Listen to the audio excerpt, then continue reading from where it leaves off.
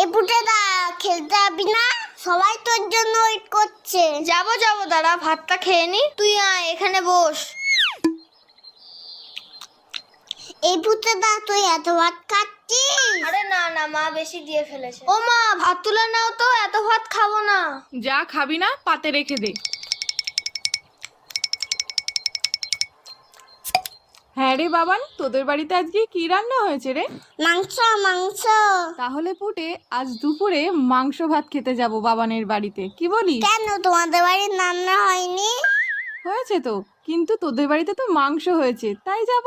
পুটে দা এত ভাত খেয়ে নিল, তাহলে তো আমাদের সবার ভাত খেয়ে নেবে। হ্যাঁ মা, যাবো যাবো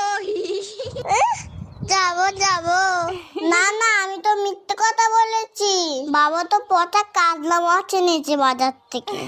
আমি এখন যাই, সবাই আমাকে